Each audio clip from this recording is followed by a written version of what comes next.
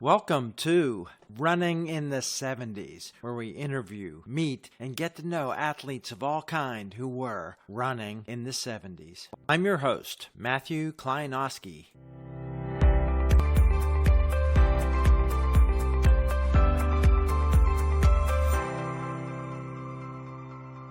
Today on the podcast, we're out on the west coast of the USA with an amazing guy who's had an amazing life and amazing career. There's so many highlights of this. Let's just say couple-time national champion, steeplechase, winner, Beta Breakers, 7th in the World Cross Country Championships, 3 times on the World Cross Country team, probably a couple dozen times running in different countries around the world for the USA, and maybe well known. I don't think he thinks it's his greatest race of all time, but second place at Boston. All kind of stuff and an amazing life all around that running. So welcome today on the podcast, Gary Tuttle. Hi, Gary. Thank you. Hi. Good to be here. All right. I'm a little bit familiar with your story, and some of us in the running were early prodigies and just came to it. Others were baseball, football, basketball hopefuls that eventually gave all that up and became runners. How did you get into competitive running? By accident. My dad was a basketball coach in high school, very successful. I grew up with a basketball in my hand. I thought I was going to be a basketball player. I thought I was going to be a baseball player. The way I got started was my dad, again, was sitting in the stands. I was playing JV baseball for Buena. He coached at Ventura. And I got a line drive single to right field against the varsity. I hit the ball really hard to right field, a one hopper to the right fielder. I'm chugging to first base fast as I can go. The ball beats me to the bag. So it was a 9-3 put out. My dad was sitting next to the cross country coach, Jim Hunt, at the time. And Jim Hunt said to my dad, he said, that kid's not going to be successful at basketball or baseball, but I'll bet you he can run a long ways. Have him come out for cross country next year. I'm like, cross country? I don't have time to run to New York. That's the old joke, but it's true. So I went out for cross country and was fortunate. Jim Hunt was, quite frankly, the best coach, in my opinion, in the nation. We had the second best high school team in the nation, set the standard for the 4-mile relay. So anyway, that's how it got started. I couldn't run very fast, so I went out for track. How competitive were you growing up in a sports family with a dad who's a coach? How competitive were you by the time you joined cross country? I was very competitive and I was a very bad sport. I hated to lose, and I still do, but I'm more mature now. When I was a 13, 14, 15-year-old, I had a bad reputation of just being a bad sport. And I got over that, I think. So there was a lot of pressure. My dad was a Hall of Fame coach, and Jim's named after him and all that. And I was a pretty good basketball player. I played varsity basketball, starting guard, but at my height and my speed. So I played. I didn't want to play for my dad. He was coaching at Ventura. So I went to the other high school in town. Not that I didn't like my dad, but I figured I want to play for somebody besides my dad. That's how it got started. And then I went to cross country. And I didn't go out for track till my senior year in high school because I thought I was a baseball player still. In my junior year, I hit 112, I think. And it was like 1 for 19. And I thought, I'm probably not going to be a baseball player. And then CIF in California for the first year ever put the 2-mile into the track. Runners, all teams had to have a 2-mile. So I thought, okay, I'm not a miler, but maybe there's room for me in the 2-mile. That's interesting, the steps we take. What made Coach Hunt so great, and what were your workouts like? I had him for 4 years at Buena's cross country, and then I actually went on to Humboldt when I graduated, and Hunt said, oh man, you're so lucky to go to Humboldt. We love that area. After my freshman year, the track coach retired up there. I got on the phone, called Hunt, said this job is open. Nobody knows it yet. So Hunt got the job up there. To try to answer your questions, Hunt, first of all, he was a great friend, and he was a father figure to all of us. I mean, we respected him, but he was a friend as well. I think his greatest strength was he taught all the runners that ran for him to coach themselves eventually. Some coaches are really good when the kids are there, but they're lost when they leave. And Hunt prepared us for a life after college of running. And I think that's because Bill Scobie, Chuck Smead, Daniel Grimes, Mark Conover, runners that went on after college to have tremendous success. We were at Humboldt State, which is the greatest place in the world to run day to day. So we had the terrain. We had the weather, which was a bit harsh, which made us a bit tougher.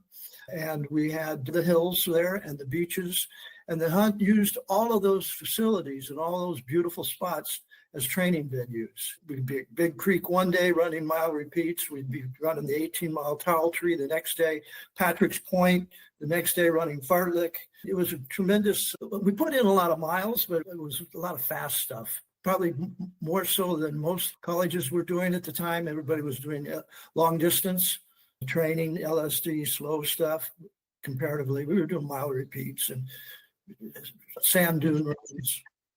Did you take rest days? Did I? No. Yeah. My first year at Humboldt, actually, I was our track coach, but we had cross country coach as well. And he tried to make me stop running on Sundays. And I was like 15, 18 miler Sunday. And I just wouldn't.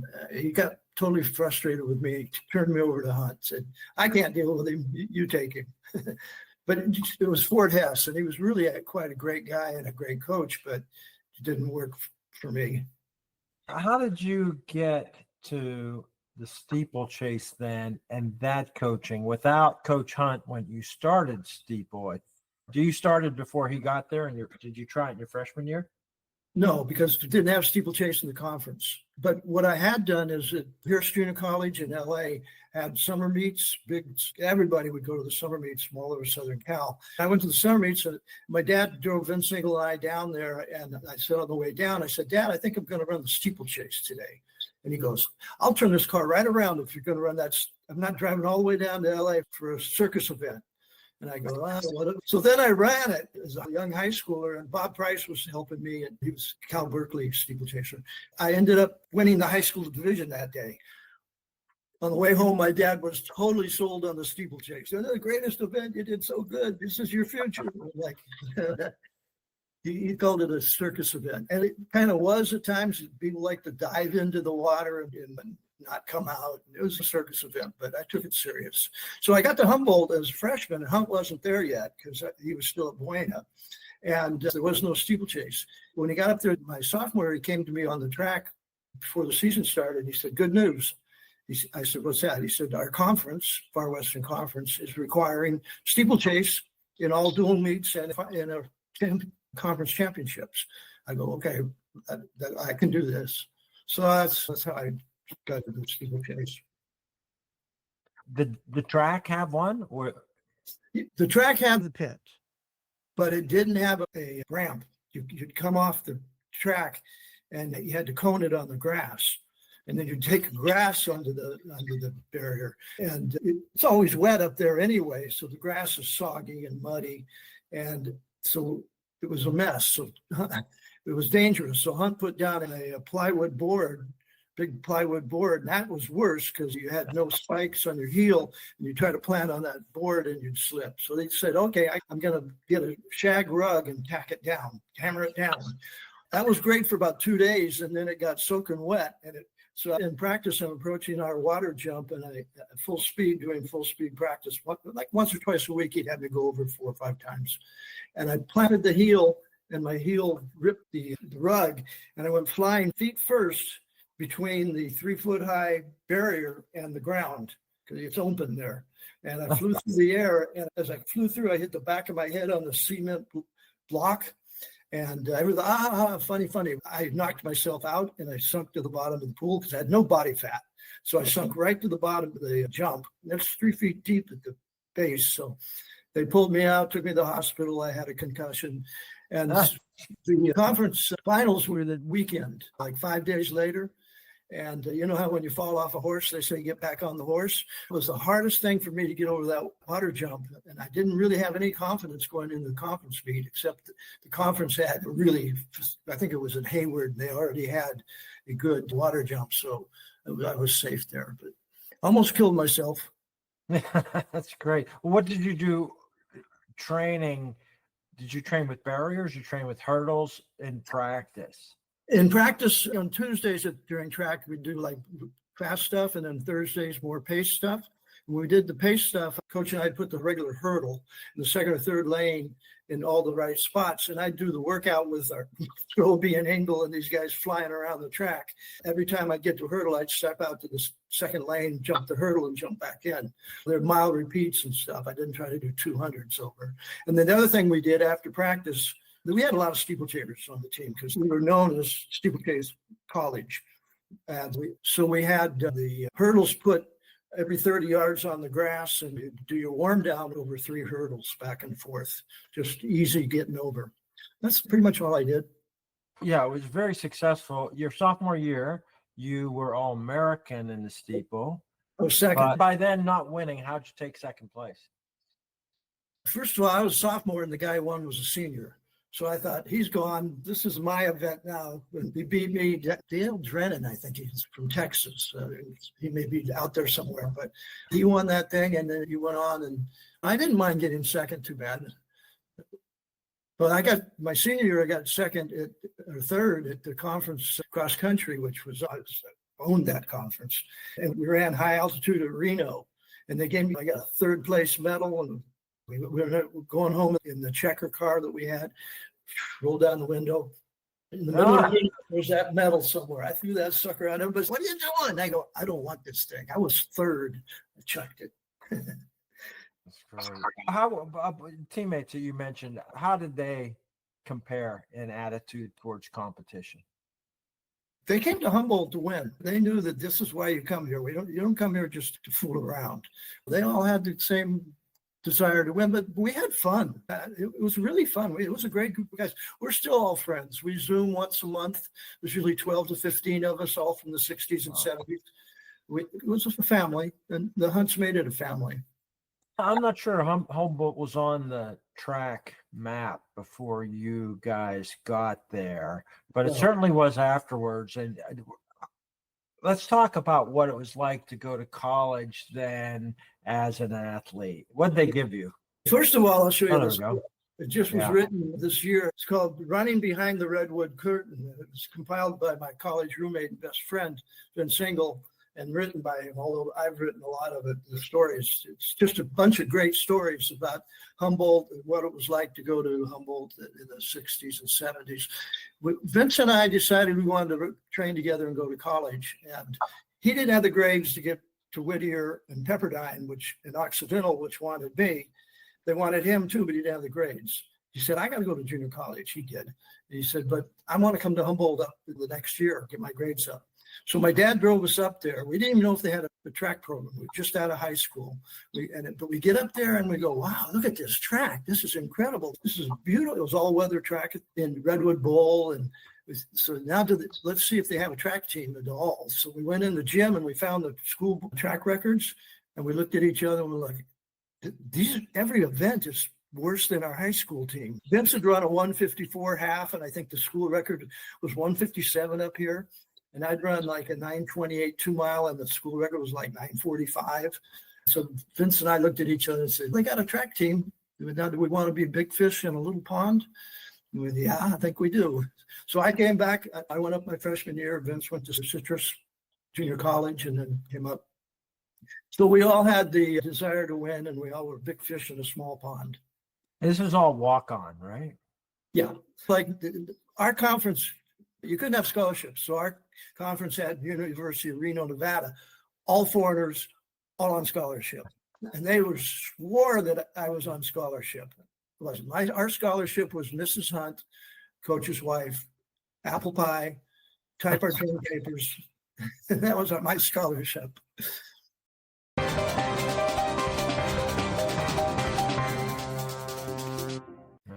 What did you study at Humboldt? I started off in biology, botany, and did really the first year. And the second year, they said, okay, now you have to take labs. And the labs are every Friday afternoon. I go, I can't do that. Every Friday afternoon, we're driving to 8-hour drive to Chico, 5-hour drive to Chico, San Francisco, Portland.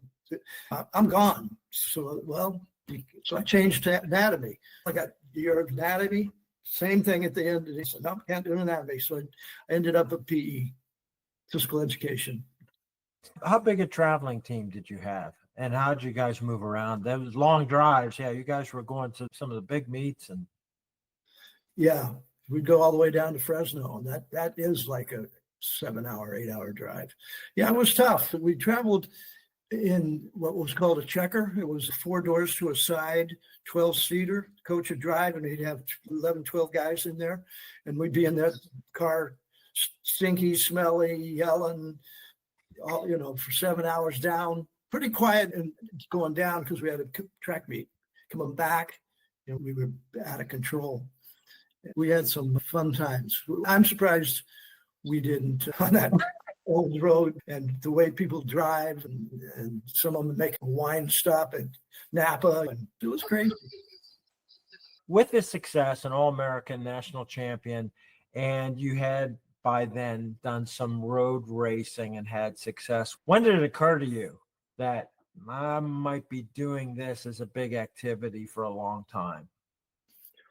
Leaving college is always the point where most people, myself included, went, okay, now what? Do I want to continue doing this? I'm not going to be at Humboldt. Can't stay. Humboldt's great to go to school, but once you're out of school, get the hell out. You'll end up in Arcata Plaza drunk all the time. So I thought, okay, I can't stay here. So I went home and lived with my parents for a while, and then got drafted. And then, now what am I going to do? So I got on the Army track team, got hurt. And so I got off, finally got injury-free my second year of Army. And I did okay. And I thought, okay, now I'll get home and I'll train for the Olympic trials and see what happens. But I was in San Antonio, and you try to train in San Antonio. Whew. Yeah. Yeah. It's personal, but what about your time in the Army? And you were a CO, conscientious objector, right? Yes. What was that process like, and why did you pick that?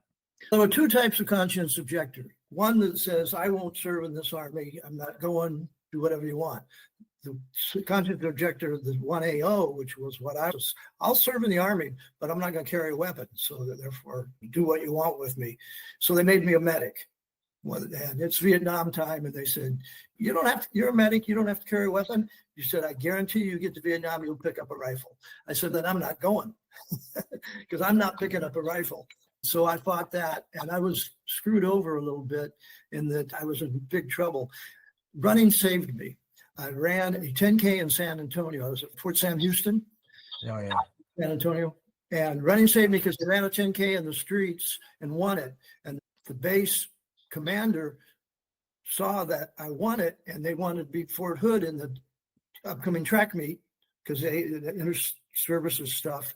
He said, son, I'm going to pull you out of medical school, and you're going to stay here and work in the gym, if that's all right with you.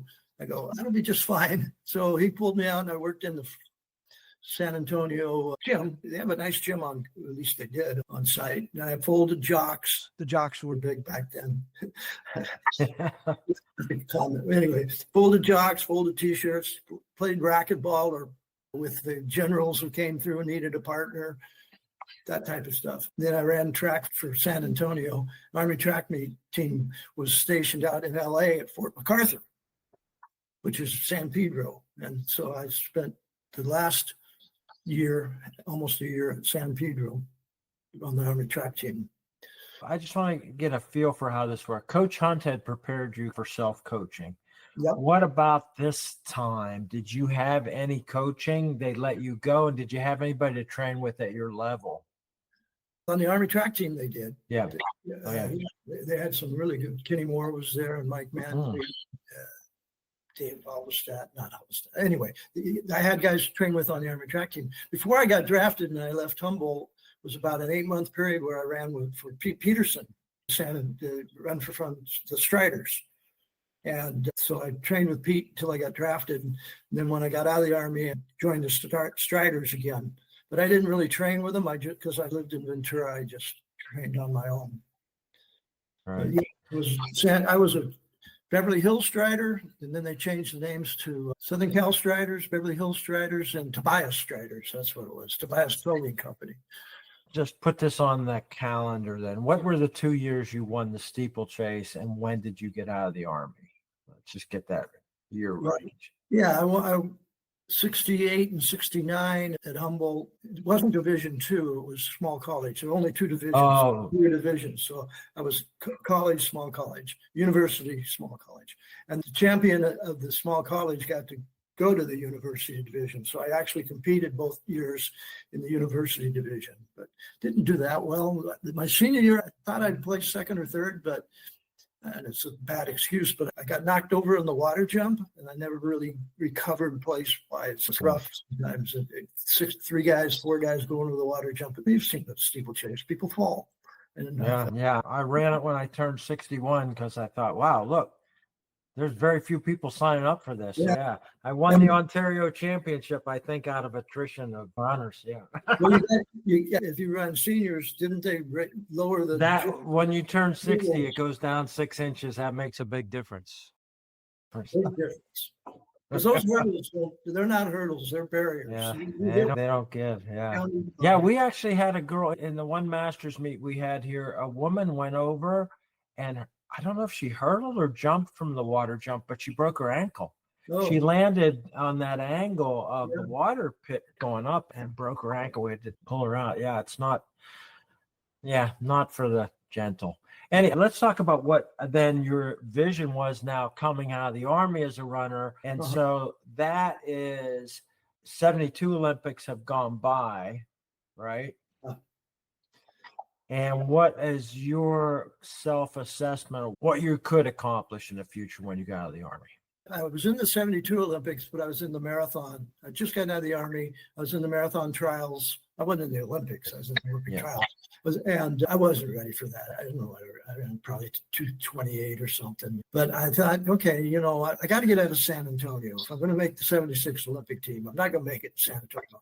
Quality of running, quality of racing, quality of runners, nothing. So I came back to Ventura and worked for my dad in a sporting goods store. So I had plenty of time off, and I thought, I might be able to make this 76 Olympic team. And frankly, almost did. I ran really well in the trial, in the heat. I ran like 20, I qualified second or third. And then in the finals, I came this far from making the team. It was partly because Shorter and Rogers had already declared they were in the marathon. They weren't going to run the 10,000. So they said, look, if you're third man and fourth man and I'm third man and he's third man, you're still going because they're taking three. So anyway, I finished seventh. Mendoza dove for the tape. Ted Castaneda was next to him. I had nowhere to go, so I dove in between them. I was odd man out there. But so Mendoza got to go on the team, and he was fifth. And I ran really well, running basically 28:30 twice in 3 days. Good enough. I thought I'd make it with that. Maybe this is personal talk about, but your physical attributes are remarkable. You're up there on the record, the legends for VO2 max and body fat.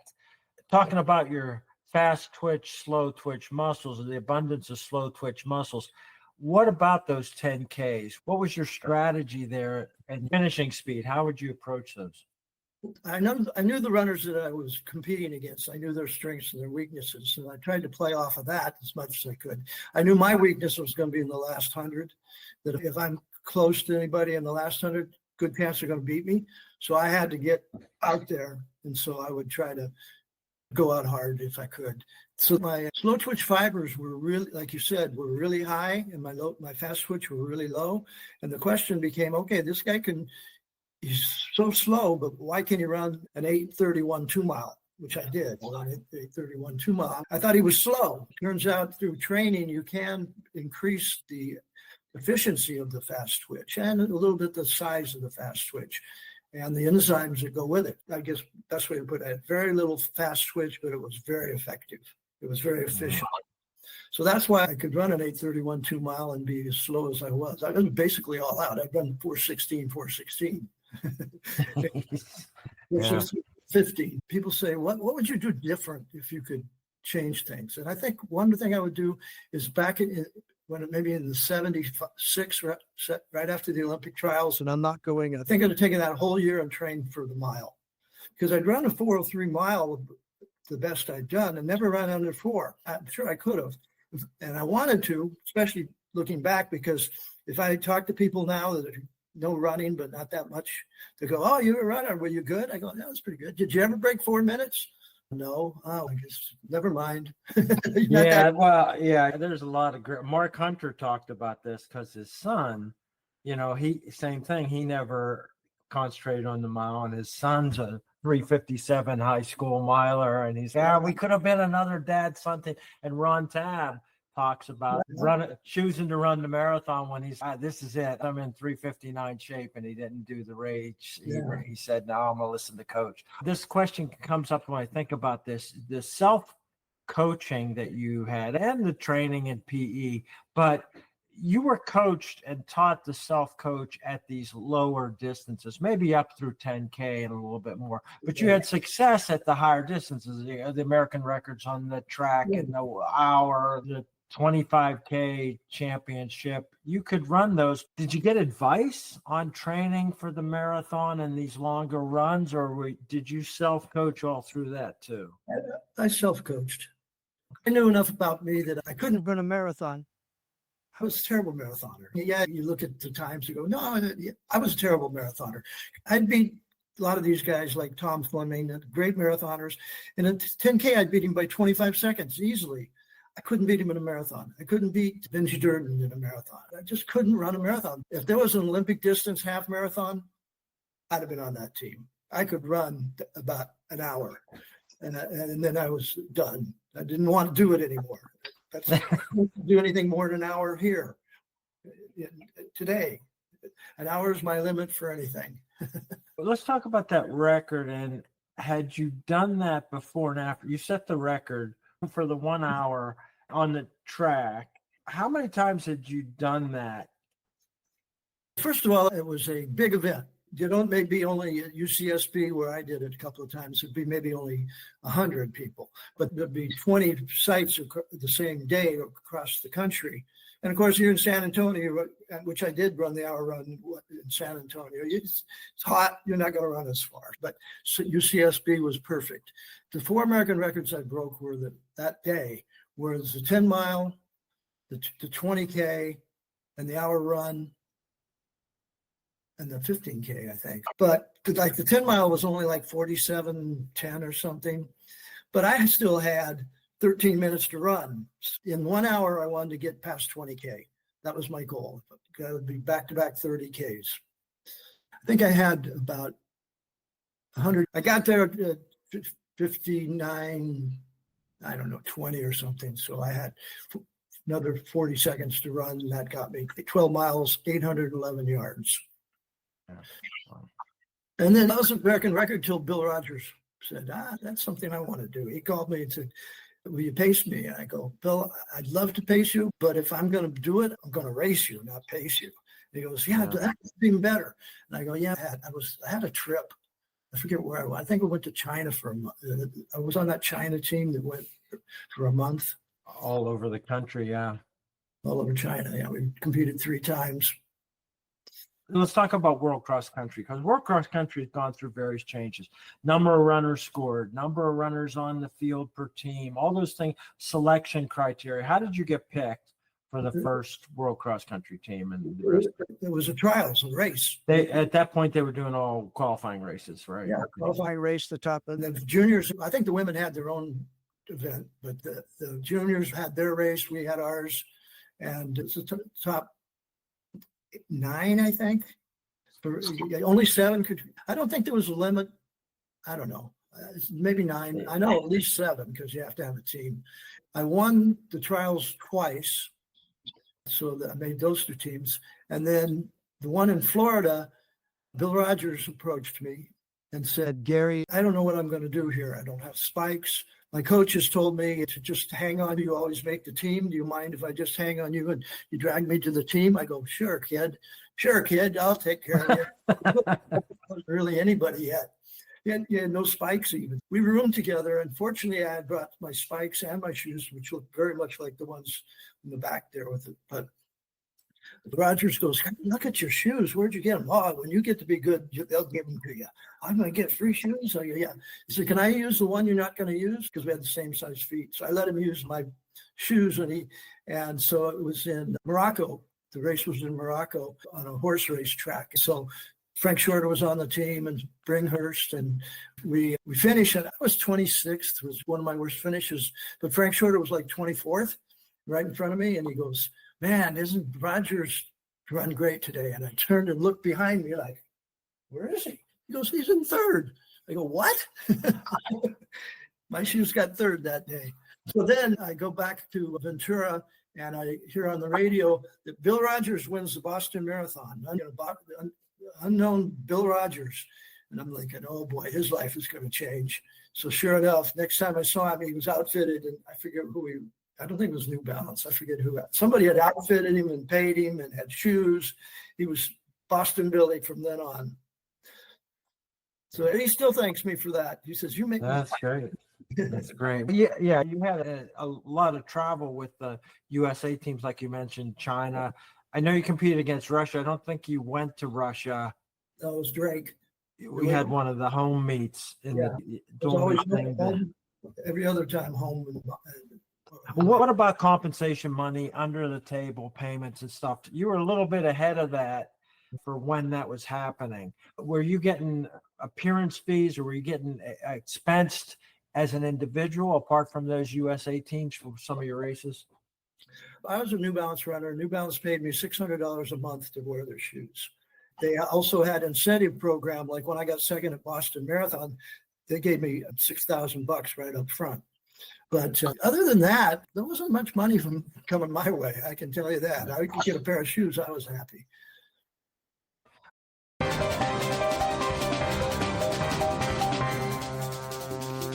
What about all those USA track teams?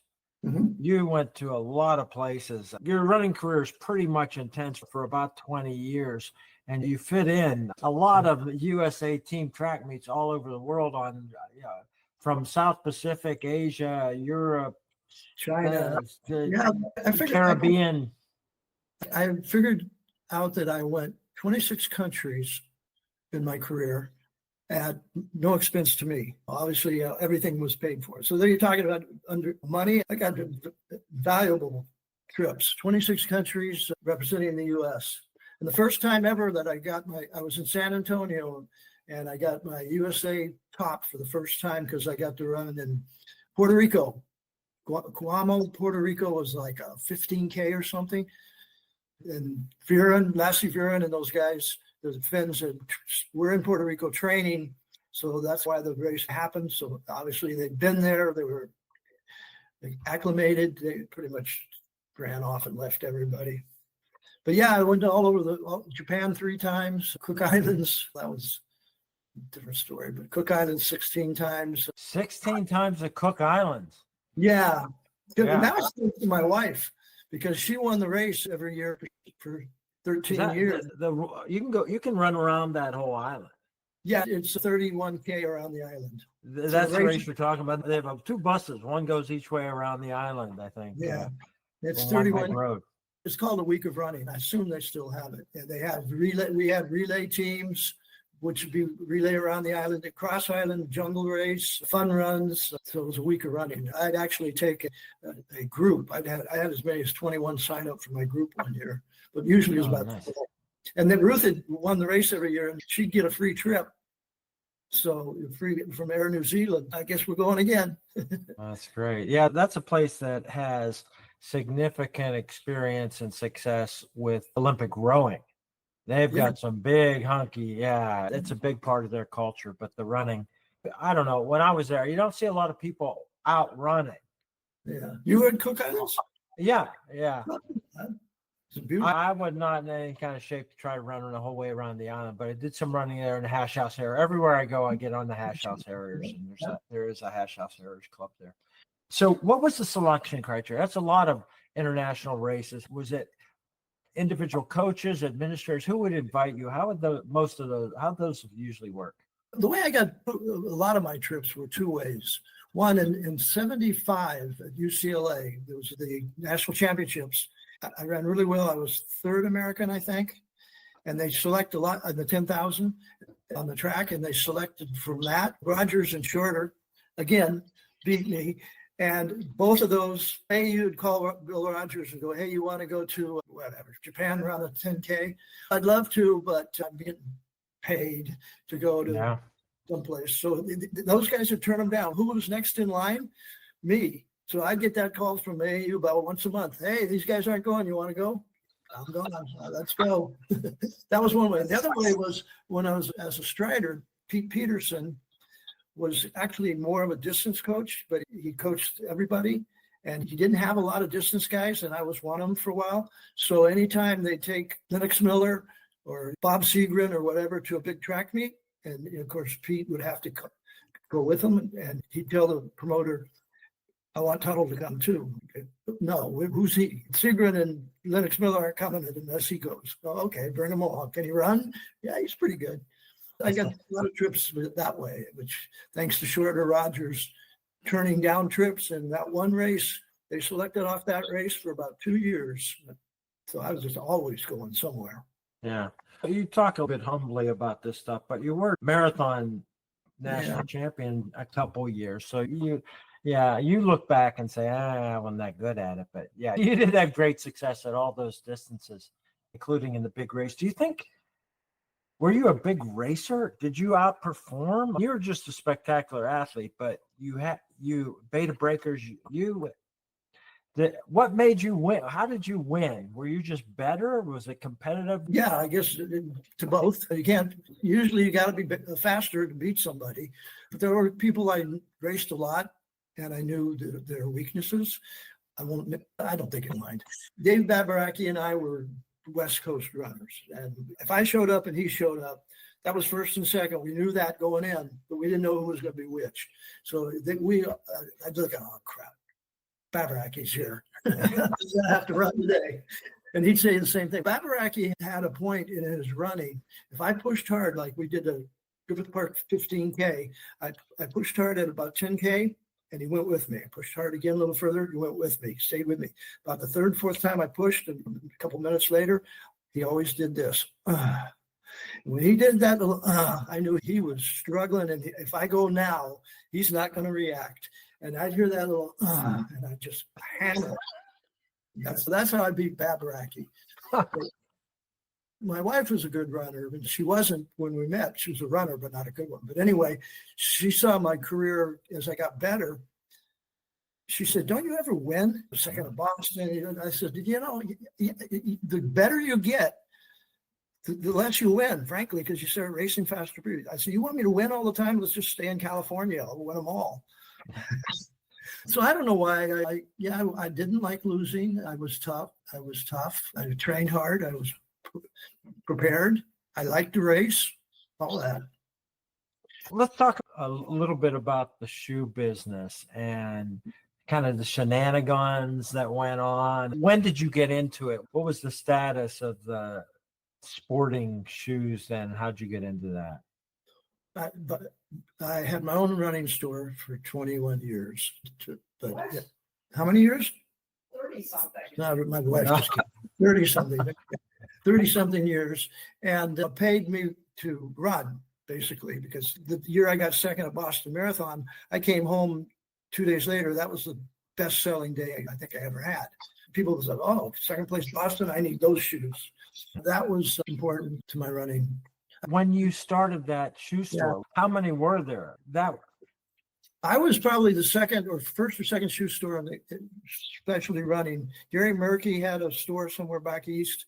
He and I and John Loshorn for runners, the three of us pretty much were the pioneers, one East Coast, two West Coast. I started because I worked for my dad in a sporting goods store. I put together a running section, and it was very successful. I couldn't break off from my dad. My dad sold his half. So I said, okay, I'm going to do my own thing then. And so I started selling New Balance out of the back of my car and Dolphin shorts. New Balance and Dolphin shorts. Wow. The hot shorts with the stripes and stuff. Yeah. And I was doing really well, and I'd go to New Balance and pick them up and go back east to run Falmouth or whatever. And New Balance said, hey, you got to get a store. We can't be selling shoes. We're going big time here. You're not going to be able to keep up, and it's bad for our image. So I said, okay, I'll do the store. So I did the store and started bringing in shoes. And, of course, Runner's World had their shoe survey, and I had an access ahead of time who Runner's World was picking. It was supposedly locked up in Bob Anderson's vault, but I had somebody who would tell me what. And so one year, like it was Brooks Vantage, I think it was Brooks was number one. And I knew going in, and I ordered a whole bunch of Brooks.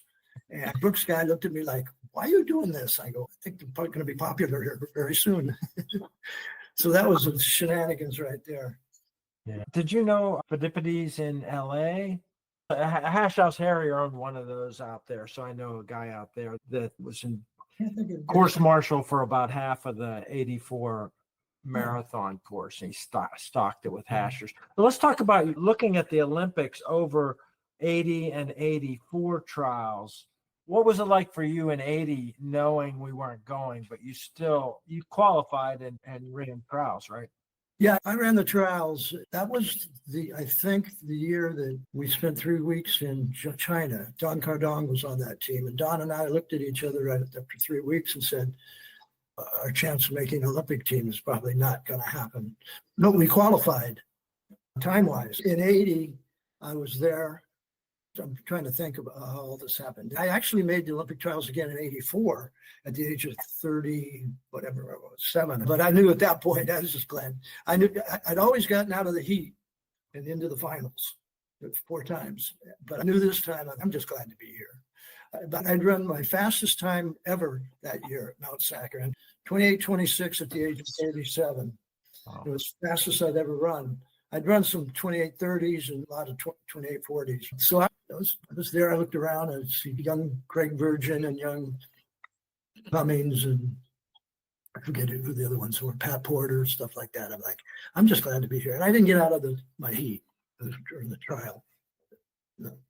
What about '80 and the team not going? It didn't affect me because I didn't make the team. So I like Jimmy Carter, so I didn't want to come down hard on him. But in hindsight, I think it might have been okay, except for the Olympians. And they did have they had the, what they call them, the USA Sports Games or something. The makeup, they had their own little Olympic get together. And I got part of that because Mr. Hunt was the West Coast distance coach for that. So he called me and said, hey, Syracuse, you're going to run a marathon for me. I go, Coach, you want to run a marathon in Syracuse? He goes, you owe me, Tuttle. I go, okay, I'll be there. I ran a marathon for him 3 times in those.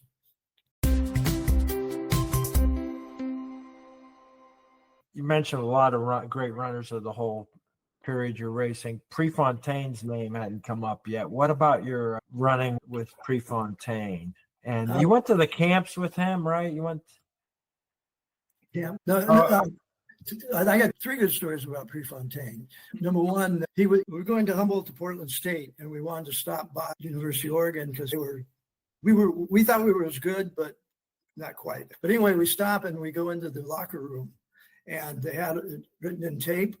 They had the names, and over Pre's locker, it was Pre, P-R-E. So Scobie takes his marks a lot and puts Nadel. Nobody was in there. It was just us guys. We probably shouldn't have been there. He puts prenatal, and then we take off. I never heard back from that. And then I was fortunate when I went to the aerobic center in Dallas, and they did the 5-day testing. And one of the things they did was take a piece of your calf, and that's how they got the fast and slow twitch stuff. But they actually had to go in and into the muscle and cut it. And Pre was deathly afraid of that, as we all were. I ruined my career. I'm not doing it. And it turned out you go one at a time. You can watch the guy in front of you. Pre was the guy in front of me for whatever reason. And he was crying and he was scared to death. He did it and he was sure he shouldn't have, but apparently it never bothered him. So he ended up. What do you remember? How was it? Was it a biopsy needle? Yeah, it was a jet puncher. Yeah. It was a thing that went across, slide across, and stick it in and cut it and slide across. It was not fun. But and then the other one, Prefontaine set the American record indoors, a 2 mile at Jack in the Box, I think, and he ran 8:20 something. And I was third that day. That's when I ran my PR. And Sulan Nyambui, I think, was second. And so he was sitting down. You might want to, I don't know. I'm going to say this. You can do what you want with it. After the race, he was sitting on the runway for the pole vault.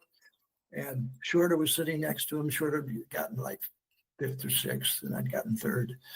And I said, great run. Nice, congratulations. And he goes, hey, thanks, Gary. How'd you do? I go, he didn't say how'd you. He said, he didn't say anything. And I said, I'm happy. I got third, ran to 8:31 or whatever it was. Shorter said, who the hell asked you? I go, you're right, Frank. Nobody asked me. So I like Frank. I don't know if you want to use that or not, but whatever. Yeah, no, that's fair enough. And yeah, it happened. Did you run with Jerry Lindgren at all? Oh, yeah. Jerry, another good story. Jerry moved to Oxnard after he disappeared from sight. He went to Oxnard and he worked in the pizza place at Oxnard. And then he ran around Ventura a lot. I took him up in the hills I can see the hill right there. Took him over the hills to run. And so then Ruth and I were at the Hawaii Marathon, and he was in Hawaii unbeknownst to everybody, and he's running the other way. And I go, Jerry. Yeah. So, oh my God, you just saw him driving on the road. He didn't rat him out, though. Yeah, I talked to him. I interviewed him last year, and I know he got back to the States 60th high school reunion or something. His coach was still alive, and they got to do a little tribute and interview with him. Yeah. Jerry, great guy. A lot of fun. Yeah, he's funny to talk to. I called him up I texted him or called him up. And I said, can we actually record today? He said, all right, 4:00. You're 1 minute late. I'm only going to speak in Russian. He actually was one of my biggest inspirations. When I was in high school at Buena, he ran in the Coliseum meet against the Russians. Oh, yeah. That's when he beat the Russians, the dual meet. And I was in the stands with a date, which was really not what I usually did, but I was in the stands with a date. And I said to her, wow, I'm going to be in this race someday. I vowed to, and I was. I made that USA-Russia meet. That, like you said, it was in Duke that year. I don't remember anything about the results or what was happening. What was there? It's 2 for each team. So there's 4 guys on the track. Yep. And you ran 10K. What was that race like? No, it was awful. First of all, 4 guys on the track at Duke Stadium, hotter than heck that day. I got no kick, and I know what Charlie McGuire's my other teammate. He can kick like crazy. So Charlie comes up to me and says, Gary, don't take the pace out. Let's just sprint with him because it's too hot. I said, Charlie, I got no chance to do that. I got to take it out. He goes, no, don't do that. I go, sorry. So I took it out hard. They stayed with me. I got out kicked by all 3 of them. And I think Charlie was second. I was fourth. So my 4th place got 1 point. It was like 5, 3, 2, 1, I think. So I got 1 point for the USA team. It was the hardest 1 point they ever got. I tell you that. I earned that. Yeah, I know Frank Gurman. He ran in 1965 in this race, and it was one of the very first nationally televised. Like Jim McKay announced the 800, and Gurman won, and Tommy Farrell, I think, was on the team, and he was hurt. He basically finished 300 yards behind. It was like, just got to cross the line and get a point. Right, yeah, get a point. I'm always interested in the international interaction with Russian teams. I talked to Jerry and some of the other people who've been in the race. What was it like on U.S. soil with the Russians? At Duke University, the 2 dorms, the American dorm and the Russian dorm, were right across from each other. You could peer across maybe 30 yards and see into each other's rooms. And so we could see, so they came over calling us a bunch of Yankee dogs, imperialists, that whole thing that went on in the 60s and 70s. And we were the imperialist swine. And I watched some of their top athletes blowing out the window. So that was a bit of a hypocrisy. Not the distance runners. No, I didn't see the distance runners. Yeah. But then Levi sponsored it. And so Levi showed up with a big van of clothes, and the Russians got to go down first. We went after the Russians. I'd watch Valery Borzov, for instance. I'd watch him go out of his dorm, go down the stairs. We could see him. He'd pick up pants and jacket, go back up, put it in his closet, go back down 2, 3, 4, 5 times. Like we got the Americans, they said, we'll have to get back to you tomorrow because we're out of clothes. Those guys just helped themselves. So I found that very hypocritical that we were the capitalist dogs. Did the ice get broken after the meet? Was there handshaking and trading of pins or anything afterwards? Or? They tried to make it work, but mostly we had a big party afterwards. It was a 2-day track meet, I think. So maybe 1 day, I don't remember. But we, Sha-Na-Na, the great group, yeah, they actually were the band and singers, and we all got together. And for the most part, the Russian guys would dance and the Russian women would stand and watch. The guys would dance with each other. I went and asked their 1,500 meter runner to dance, the girl, and she had no part of me. So I said, okay, fine. Oh, wow. So, yeah, you did your part for diplomacy, right? Yeah, did our part for diplomacy. Well, I want to ask you also about coaching. You, as a basketball, I don't know if you've ever coached a team of runners. You basketball coach, successful. Mm-hmm. Now, through all this, through maturing as a fiery competitor, now working with youth and coaching, how does that competitive spirit and knowing that you had to go through some reassessment, how does that affect you as a coach, and how do you enjoy coaching? I think I grew up long before I had to coach. I never had a technical. I didn't yell at kids. I coached. I was a good coach, no doubt about it. I was a good game coach, for sure. And the way I got involved, of course, I was a basketball nut anyway. But a good buddy of mine, Ted Cotty, who was also a runner, he coached at Nordhoff High School, the girls' varsity. And when I finally retired from running, I was not racing, and got hurt anyway, he said, hey, you got time to coach basketball? And I go, yeah. He says, you got the girls JV team. I go, okay. So I coached girls JV for 13 years with him. And then I coached boys JV, or South Frosh at another school for 3 years. And that was a private school. Nordhoff was girls, public, and Villanova, not Villanova High School, it was private school, boys. And if I ever give a choice again, the girls' public school is so much better than the boys' private. The boys' private, their parents paid their way there. Everybody deserves to play full-time. They're special kids. They're great kids, but the parents were the problem, I think, really. Yeah. But on the girls' side, they were just pleased to be there and play hard. And the parents usually were pleased that I was giving them the opportunity to play. The first year I ever coached, we were 20-1. I thought, this is easy. We played the first game ever that I'd coached. We won, and I'm embarrassed to say this, we won 56-0. We fouled on purpose. They couldn't make a free throw. I had my big shooting threes. I had my little girl posting up, but they couldn't score. And it's fun. I thought all through the practice, I didn't know what to expect of this team. I thought, I wonder if we'll ever score this year. I wonder if we'll ever win. We're pretty bad. And on the opening tip, we had a play we ran. 3 seconds into the first game, we'd scored 2 points. And I'm like, I guess we're going to score this year. We're pretty good. We ended up winning. We won the tournament. So anyway, yeah, basketball was the thing. Everybody thinks, yeah, you're a coach, man. Yeah, you must have been a good track coach. I did coach track 2 years, but at Villanova School. When I was there, they needed a coach as well. So Andrew Cottle. Yeah. Did your basketball teams run a lot? Did you? No, not too much. They didn't like to run much. When I coached cross country and track, they didn't like to run much then either. Let's pull that book up again and just center it on the screen and tell people exactly so they can find it. It's Run Behind the Redwood Curtain. And then it's got Vince Engel's name on there. And just a little bit, raise it up so you can see the picture of the runner there. It's a lone. Do you know who that is? That's Mike Williams, who owns the jogging shop in Arcata. Okay. We have a little bookshelf on this little website for the podcast. Good. So you can also, this is the hardcover. They have a soft cover. It's a really, I think it's a good book. Like I said, when I got up there in the 60s, when I got up there as a freshman, there was no program. And yet by the time Hunt left, and by the time I left and Hunt was there, it was a national class distance and steeplechase. And so people said, what's going on in Humboldt? What's happening? Let's go up and take a look. So we had a lot of people come up as runners and go, this is cool. And once you come up to Humboldt Run, you ain't going anyplace else.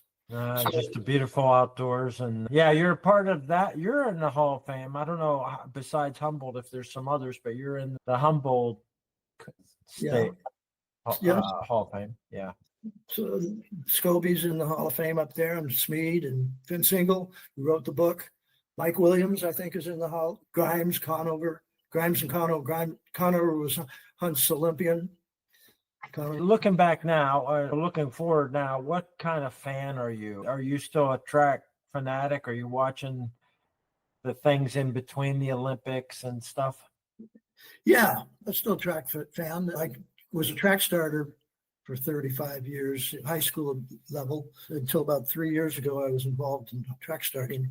My wife and I went to the World Championships in Paris. We've been to a lot of the Olympic trials to watch.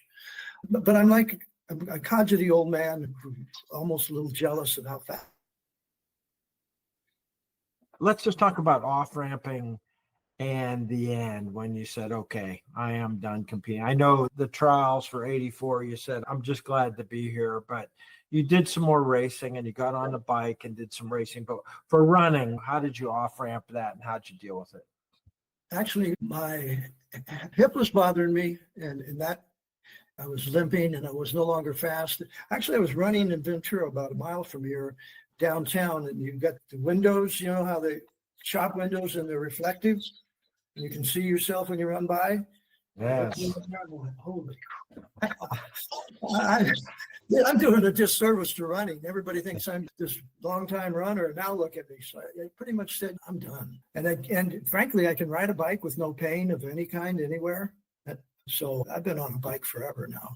I became a good bike rider for a while when I won the Death Valley to Mount Whitney 2-day road climb. 100 miles, first day 75, second day is 25 straight up to the Whitney Portal on the road. That calls for power and slow twitch too. Yeah. It was in the 40 and over. So I was racing all these former Cat 1, Cat 2, Cat 3 pros. And when I beat them, they did not like it. A runner come down and beat them. I don't blame them, because I never wanted to get beat by a triathlete or a cyclist in running. Come on, you guys are not going to beat me. We'll just talk about her when she's not here. When did your wife, what was the timing of her racing, off-ramping or scaling down? First of all, she just got inducted last month into the Ventura County Sports Hall of Fame. So she joins me and my dad and Scobie. When we met, she was running cross country. She's 10 years younger. So I had to wait a while, about 5-6 years before I could, because she was just still in junior college. She went off to college, came back and said, hey, I'm back. And I said, oh, okay, that's cool.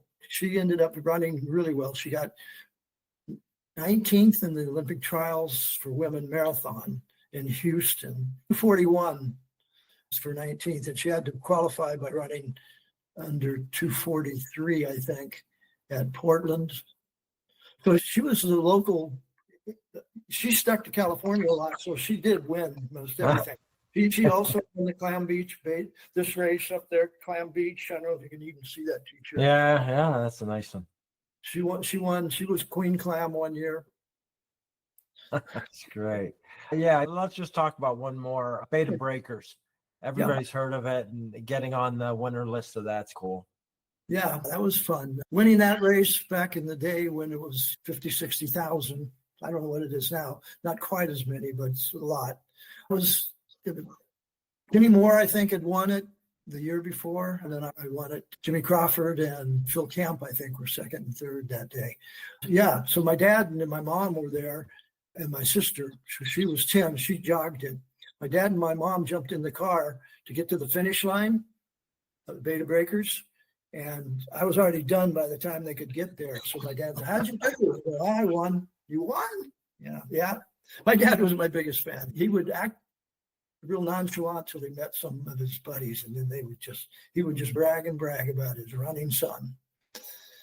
Yeah. Well, I got seventh one year in a costume, and nobody knew who I was. I had a plastic face and a little blowhole to breathe.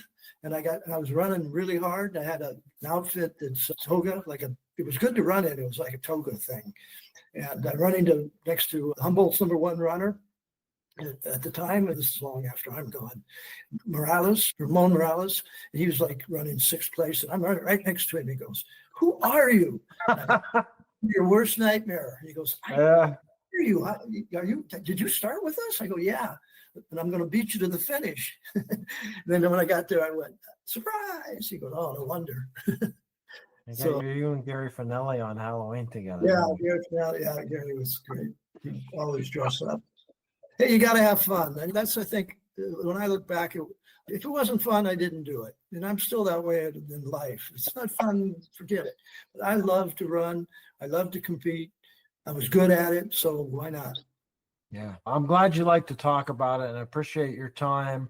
And a lot of people are going to enjoy hearing these stories. Yeah, the little stories that came up. They're all in the book. Yeah, we'll push the book and make sure people know about that too. Personally, I'd be interested in finding out why and how you enjoyed your political career. Why did you get into politics? And was that bumpy? Has that been bumpy? I'm not in politics anymore, but I served 8 years on the city council. I was deputy mayor. And even my mom got mad at me on occasion on my votes. How did you vote for that? I guess what I'm trying to say is you're not going to make friends in politics. Yeah, I did the job and I enjoyed it, but it was time. I wasn't enjoying it anymore. It's very time consuming if you do it right. Yeah. There was another thing I wanted to ask you about. Something happened in the shoe business where you had to be a whistleblower. Oh, yeah, on Big 5 and New Balance. That's something I can record. You just, if you don't mind explaining it either way. Yeah, that's no problem. What happened with that? I sold New Balance, and I sold a lot of them, and I put my reputation on New Balance. And all of a sudden, I'd have a customer come in and go, "You're ripping us off." I go, "What do you mean? I can get the same shoe at Big 5 for $19.99, and you're selling it for $99.99." I said, "No, you can't." "Yes, I can." I guess same in name only. Oh, yeah. So anyway, I went out and I bought Big 5 shoes, and I cut them in half at $9.90, and they'd be totally different inside. It was a $9.99 knockoff, and I'm selling it for $99. So I took it to the DA's office. It was too hokey. It was like a science fair high school project. It was all these shoes cut off, and I took it to them, and I said, "They're ripping people off. New Balance is part of this. They're not getting them. New Balance is making them." And the DA took it and ran with it. And at that point, it was the highest penalty the DA had collected. They collected $250,000 and they put out an ad about how they ripped everybody off. They bring the shoes in, you get full refund. It's only people. I got zero. I did get my reputation back, but normally you get a piece of the action, so to speak. Yeah, now it's time. Yeah, that's Lance Armstrong whistleblower. I think they get a multiplier of all that. Yeah, that's too bad. That's too bad they didn't have that. Good for you, anyhow. Yeah. Yeah, but it was like a science fair project in high school, junior high school, all handwritten stuff. Yeah, you're making the DA's job easy. Yeah. Yeah, I did definitely. So that was that. But yeah, I sold a lot of shoes. It was a small store, and it was packed with stuff, and a lot of it was getting old. And I'd sell 200, 300 pairs of track spikes in 3 weeks when track season. The entire county had come to me. And the first time the guy had come, I think it was a Brooks guy in spikes, and I ordered 100 pair. And he looks around going, 100 pair? Are you sure? I go, yeah. He goes, oh my gosh. Nobody in your store. Yeah. He says, wow, you can put it, first of all. But yeah, I sold out. It was a good business. It allowed me to retire. I sold it to Josh Spiker, who was California State Mile champion here in Ventura years ago. He bought it. Then he sold it back to Michelle Martinez, who was the Ventura High School coach at the time. And she sold it back to Josh again. Now Josh has changed the name. It's no longer Inside Track. It's Mile 26. And he's doing really well. Nice. But I made good living off it. Sold it. Made some money there. Yeah. Running's been good to me. Yeah. Wow. It's pretty cool. Do you keep all the memorabilia? Do you have a trophy room? Yeah. My wife said, you ought to film it in this room here because you can show them she called them mausoleum, the running mausoleum. The answer to that is yes. Not only that, I have 400 T-shirts that I've saved over the years. I've got going back to 1968. I think that's the oldest one, the Cal Berkeley NCAA Championships, 1968. And then a good 400 T-shirts. I've got every Beta Breakers T-shirt saved up since I stopped about 10 years ago, but about 30 straight years. Wow. Do you do Runners Reunited? No, I haven't never gone. I keep thinking I should, and Scobie wants to go. Yeah, I'd like to do that sometime. I talked to Ralph Cerna for such a long time, ended up with 4 episodes. Wow. He wanted to go through every race, and they were good stories and very good memories all the way through, all his teammates and all the trips and everything. Good memory, but his life as a shoe designer and all the crazy stuff he ended up doing there has really been fascinating. Yeah, but yeah, I'm sure he would love to have you there too. Yeah. Yeah, I remember Ralph was on the junior team in Wales when I got 7th in the seniors. He was in a junior team that went like 1 through 5 or something. Yeah, they had 2 amazing years. Yeah, where they dominated. Yeah. Yeah. And then your other 2 races, what was different about them? 7th place is crazy. Yeah. The first one was Morocco, and it was a bit sandy. I thought, I don't know, 2 places behind Shorter. And yeah. We did pretty well. I think we were second as a team. But then it was Dusseldorf. It was in Germany. But the whole team got constipated. We ate too much bread, I think. And the whole team went to the starting line constipated. Not maybe everybody, but I know I was. And I ran pretty bad. I got like 49th or something. Yeah, not so bad, 49th in the world, but yeah. From your perspective, just one last thing is always interesting to me was across all these international trips, when did they figure out you needed acclimation time? I know like China, you had weeks there. You certainly acclimated to time there, but some of these trips where you would cross several time zones, were you given enough time to get on the ground and adjust, or how were they relaxed trips or? No, they didn't give you a lot of time because they didn't want to pay for another room for all these guys. Like when I went to New Zealand for the New Zealand games, and I was in the 5,000, and we got stuck on the LA tarmac, and we were supposed to leave. They took us to the hotel for the night, so we had to get off the plane, go to the hotel. We were at the hotel for about an hour and a half, and they said, "Okay, now we're going." So we went back. By the time I got there, and I'd flown all that time, the race was that afternoon. It was one of only 2 races that I ever dropped out of non-injury. I just was like, I was last and getting laster. And I thought, I'm not going around this track another 8 times just to be last. No, 8-hour time zone kind of sifted. I'll let you go. Thank you very much for all your time, Gary. It's great to get to know you a little bit, Gary. Thanks for all your time. Thank you. It was fun. Hey, I hope you enjoyed another episode. Do you have someone you'd like to hear interviewed on the podcast? You can leave a comment on the YouTube channel or on the website, running70s.com. That's running70s.com. Let me know what you think of the episodes and anyone, including yourself, you'd like to hear interviewed. I hope you enjoyed another episode of Running in the 70s. Voices, stories, and memories of athletes who were running in the 70s. Until next time, wherever you are, keep looking forward and don't forget to look back.